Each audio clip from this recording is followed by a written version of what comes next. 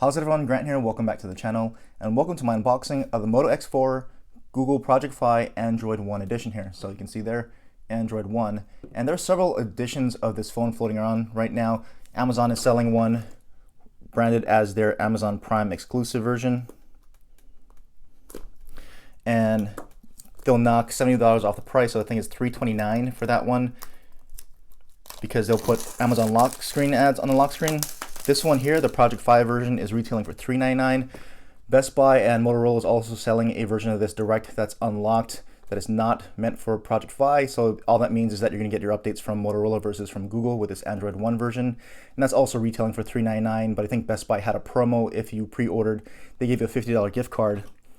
But I think that's probably dead right now since pre-orders are over.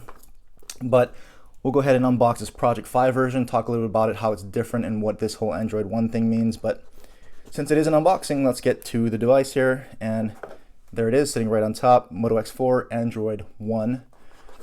So let's take a look at the device here. Check out that back.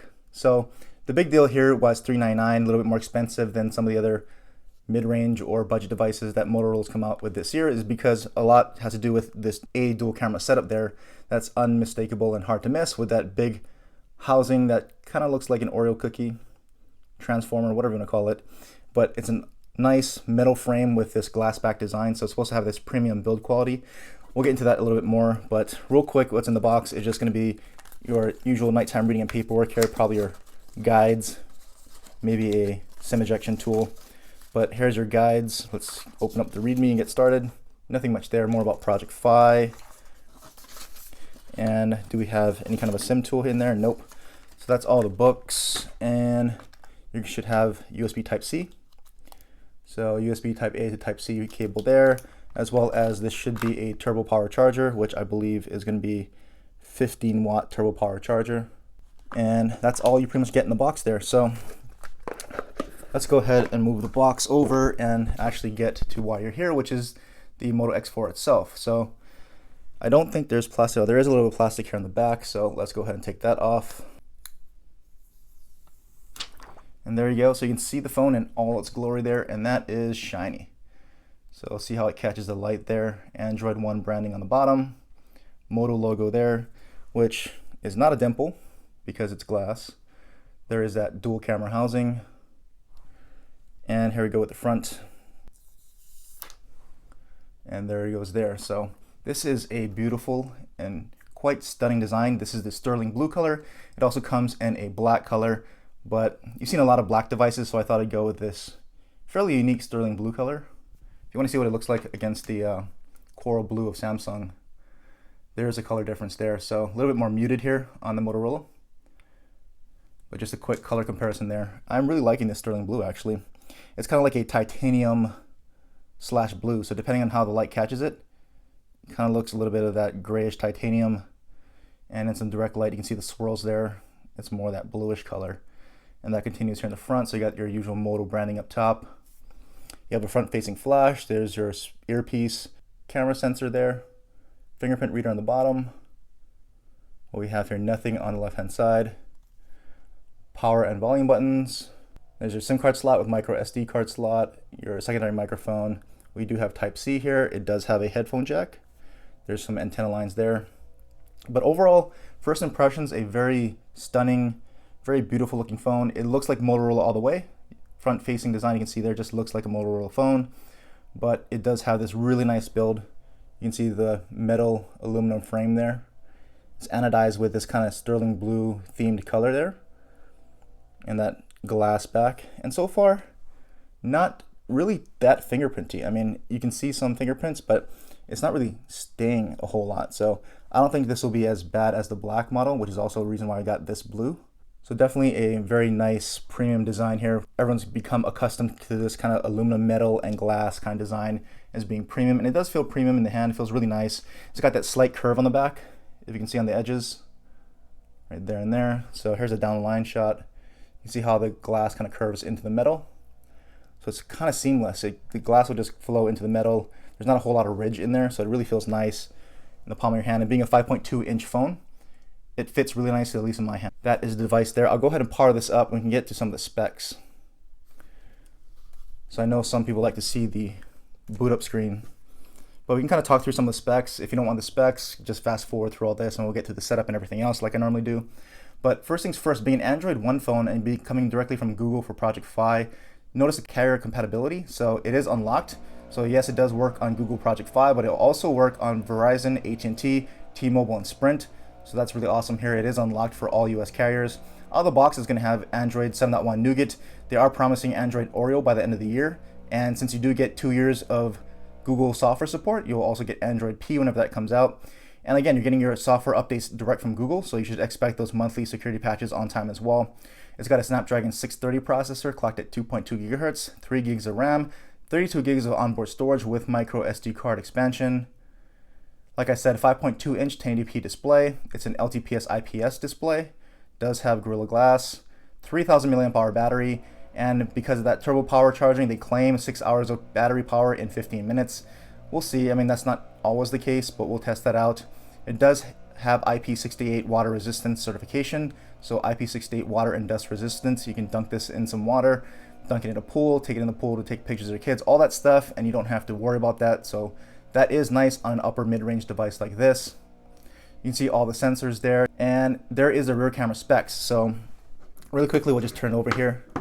With that dual camera housing, this is what you're basically getting. The main sensor is a 12 megapixel sensor with an aperture and an f-stop of 2.0, which isn't bad, but it does have 1.4 size micron pixels, which is fairly large pixels. That's nice because it does not have optical image stabilization, so it's going to need that larger pixel size to help improve in low light, especially since the aperture isn't as wide. The secondary camera is an 8 megapixel ultra wide angle camera, so this is probably the only other phone other than the LG phones that have that ultra wide angle in the secondary sensor on the dual camera setup, which is good. I don't think it's going to be as wide of a view as LG. I think LG is like something like 130-degree field of view or so, but it's still pretty wide at 120, so that's nice. The camera specs of that secondary sensor won't be as good, obviously being an ultra wide sensor, but you do have that nice wide angle shot for flexibility when you take some of those photos. It does have phase detection autofocus, and you're going to get some portrait mode action here. It's got that depth sensing as well as selective focus, so that's basically your portrait mode.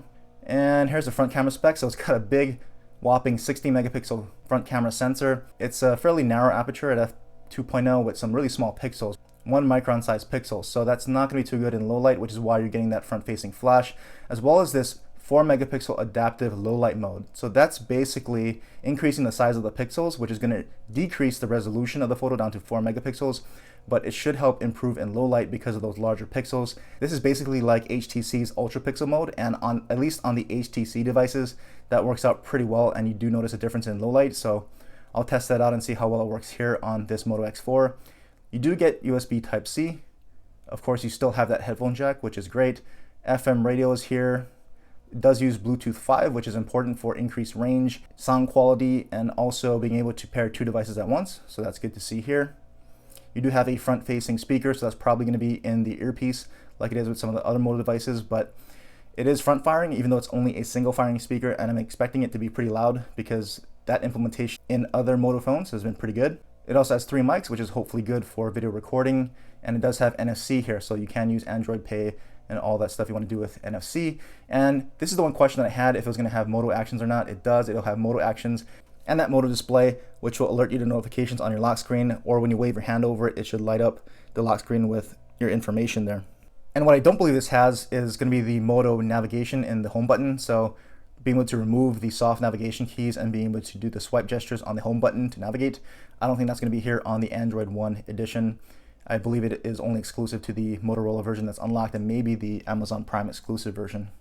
So that's it with the specs, and being a Android One stock Android implementation here, this is pretty much your stock Android setup screen. So I'll just try to breeze through this, and I'll make note along the way if there's anything different from stock Android setup, which I'm not expecting. So let's pause and add some fingerprints here, just to show you how long it's going to take. And I'm going to guess no more than 6 to 7 taps. But there we go. We'll hit the sensor.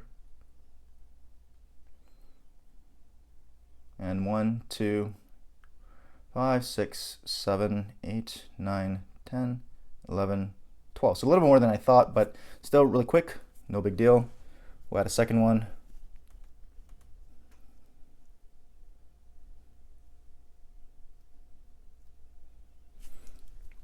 And there we go. And so there we go. This is the home screen after all that setup.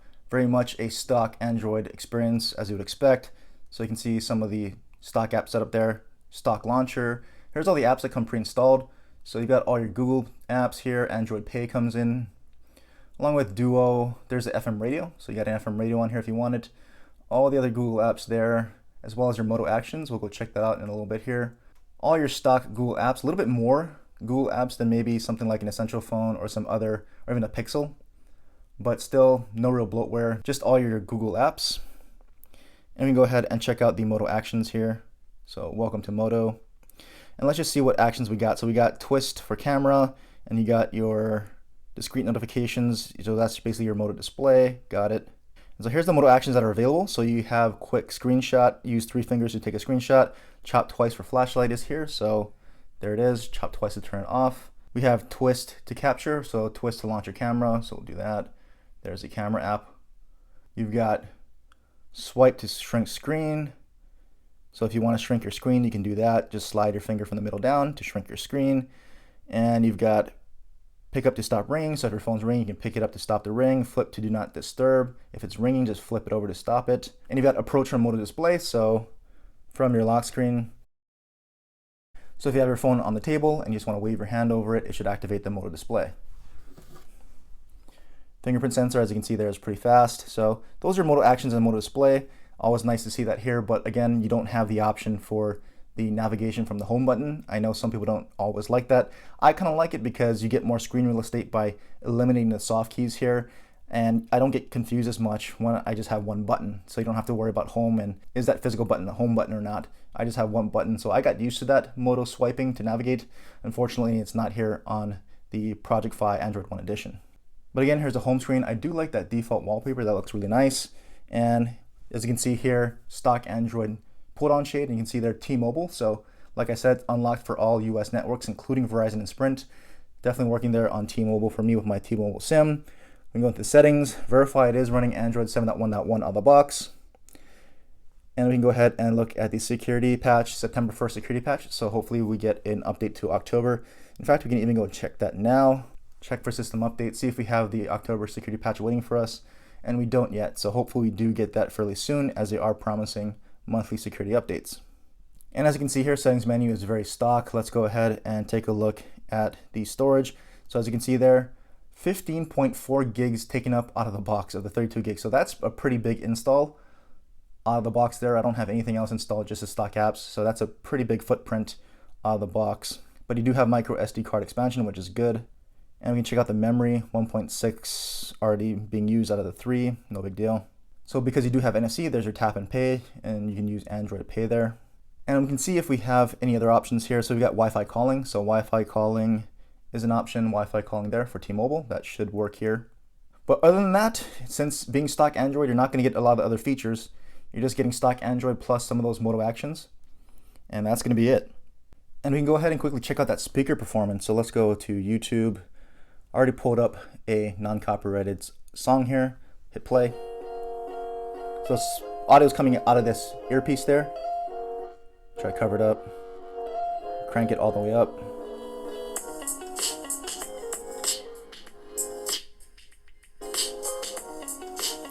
I'll put it by my mic so you can hear it a little bit clearer maybe.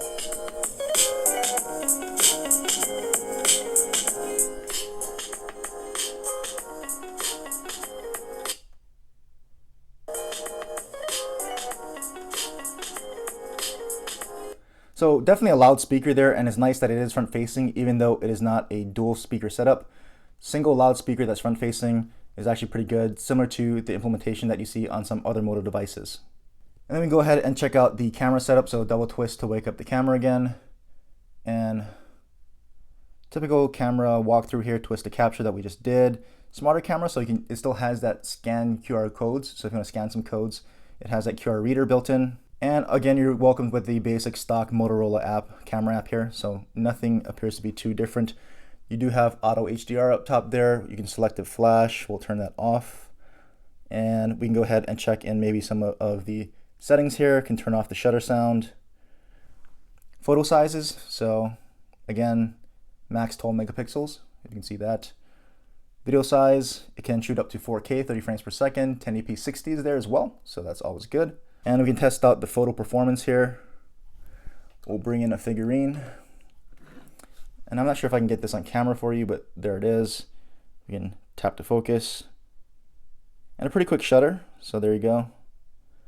That's what that kind of looks like there. Try to zoom in on some of the detail. Not too bad, but actually not the greatest there. But I'll do my normal camera test to really put it through its paces. But overall, shutter speed's pretty good, like it normally is on Motorola devices. And if you just tap this button here, that'll take you to the wide angle mode. So it does take some time to get into that wide angle mode, but there it is. So that's pretty good. And back to normal mode. Back to wide angle. So that's what you can expect from the wide angle mode camera as far as field of view. Take a quick snap. And there's a result from that camera. A little bit darker, as you can see, because of that narrower aperture. And here's a quick look at some of the camera modes on the Moto X4. So it has a Pro mode, so this is basically your manual mode. If you want some fine-tuned controls over your camera app, you can do it there. It also has its face filter. So if I actually use a front-facing camera here, it'll be hard with my camera there, but it's got some of these filters and masks. So here's some of the things that it offers and what all these filters look like. There's that unicorn one, Spaceman. So a bunch of fun little filters that you can play with there. And depth enabled. So this is basically your portrait mode here. And it's a little laggy. So you can see it's trying to apply the real-time filter, and it's a little laggy in the viewfinder there, but I'll do a tap to focus. And then it's saved, so a little bit of delay trying to process and save that. And even trying to swipe over to get to the photo, a little bit of lag, so there it is. But overall, let's take a look at the photo. It looks pretty good. You can see there the figurine is in focus and the background has a nice blur to it. So performance, the result doesn't look too bad. I'll test this out in different conditions, but as a quick test, that doesn't look too bad. If you hit this edit button, you'll see you have an option for depth editor. And you can do some other things besides just that background blur there. So you can choose the original, you can do selective black and white. So you can tap on something and make everything else black and white and save that as a separate photo if you want. There's also selective focus, so you can refocus whatever your subject you want. So if you took the picture, you're not satisfied with that, you can always do a refocus and save. Also adjust the amount of blur. And there's a replace background. So if you want to replace it with a different image, you just tap what you want replaced, and it'll try to figure it out by what you want to keep, and it'll replace everything else with whatever you want to select, a different photo or a different background. So as you can see here, it's a pretty complex scene with the table and the different color to the wall and everything else. It had a hard time with that, but you can probably figure out some ways to get creative and have some fun with this mode here. Again, the two between black and white and replace background, they say that's in beta, so it's still a work in progress. Of course, I think that was a more complex shot. If you have a more solid background and you take this type of a photo, you can do a replacement, kind of like a green screen effect. But those are just some quick things that you can do to play around with this depth or selective focus type of mode here. And then we can go back, and there is also panorama mode and the spot color mode. So this is kind of like your monocolor mode. So if you go ahead and tap a specific color like that blue, everything else other than that color goes black and white. You can take that photo, take a look at it, and that's the result. So it's pretty much a monocolor photo, except for the color that you selected, that will be in color. So you can get creative and have some fun with this mode as well. Those are just some of the quick camera modes here on the Moto X4. I'm really hoping it's actually better than the Moto G5S Plus. I think that and the Z2 Play are probably the best cameras in Motorola's mid-range lineup here. This phone being a little bit more expensive with that fancy dual camera housing, I'm really hoping that the performance is better, but specs-wise, being in an f2.0 aperture with no OIS, and the G5 Plus has a single 12 megapixel sensor, but it has a wider f/1.7 aperture, no OIS as well. I'm expecting the Moto G5 Plus to probably perform better than the primary sensor here on the X4, but I'll put it to the test and we'll see for sure. And speaking of the G5 Plus, we can bring that in for a quick comparison because these are both 5.2-inch devices, so it's pretty much the same size, same design really from the front if you look at it other than the color. And flipping it over to the back, obviously that's where it's going to differ. You've got the dual camera housing there on the X4, single camera housing on the G5 Plus, both with the Motorola logo. And we can even do a side comparison here.